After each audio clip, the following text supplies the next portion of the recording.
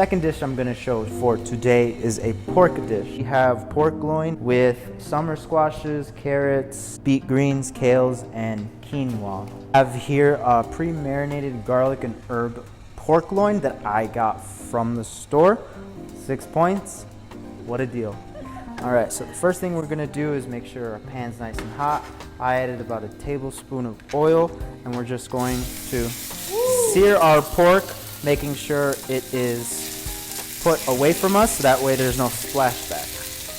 We're gonna cook this on all sides until golden brown.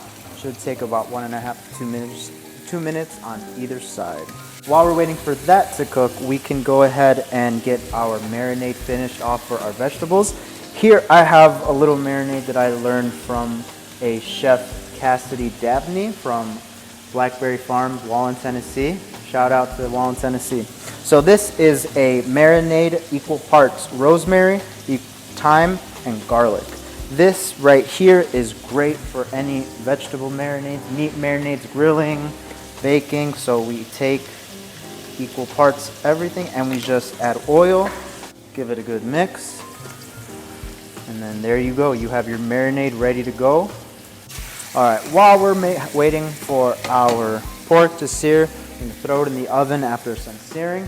We're gonna get our quinoa. I have here a mix of black, brown, and white quinoa we sell at our health hub. So we're gonna cook this just like pasta, get our pot water rolling.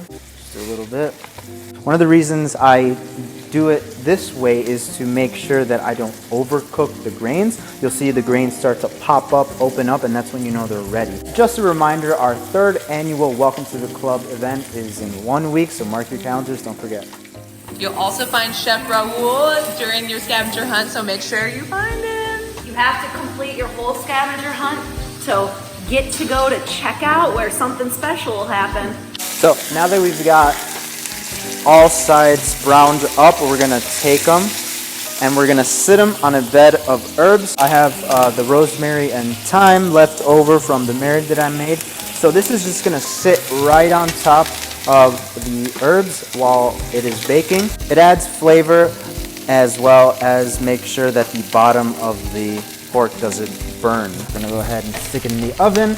That's gonna stay in for about 18 to 22 minutes. We're gonna check halfway the internal temperature, flip them, and we'll put them back in. Now that I have cooked and drained my quinoa, we're going to add lemon peels. I don't have a lemon zester with me today, so just a little peeler. Make sure to avoid as much white pith as possible. That is the bitterness of the lemon. So we're just gonna add it in there, right on top. It's parsley. We're just gonna cut up and just keep it in there. That's just gonna add fresh flavor. We're gonna give it a good mix. I wish you could smell that through the camera. Oh yeah. Ooh, look at that! Take it off the heat.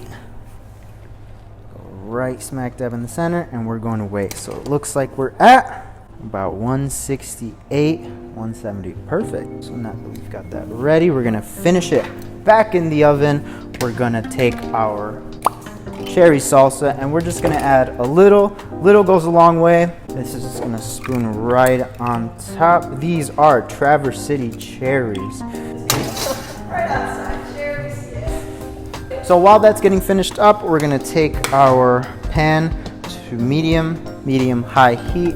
Aceite, add 1 tablespoon of oil, get it nice and hot. Little seasoned. I don't like to add too much salt because all the flavor is going to come in the marinade and in the lemon and in the parsley and in the cherry. Everything delicious. Let's take our pork back out of the oven. I just wanted to heat those cherries back up. I've cooked these just halfway through. I'm going to add this marinade. I didn't add it in the beginning because I didn't want a little bit of garlic and thyme, rosemary to burn up. So I'm just gonna add it. Add in the cooking process. We're gonna get these nice and roasted.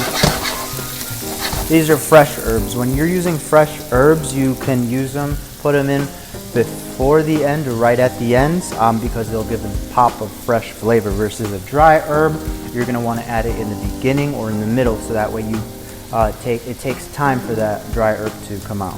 Put these off to the side. I grabbed a big enough pan so I can roast off my veggies, put them off to the side, and grab my greens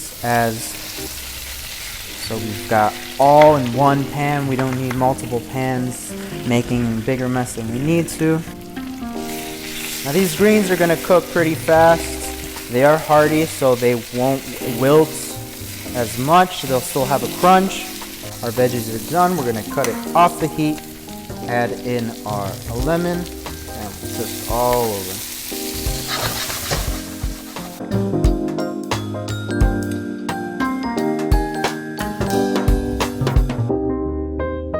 All right, Senor Oscar, we have here quinoa with roasted veggies, sauteed greens, and a Traverse City cherry.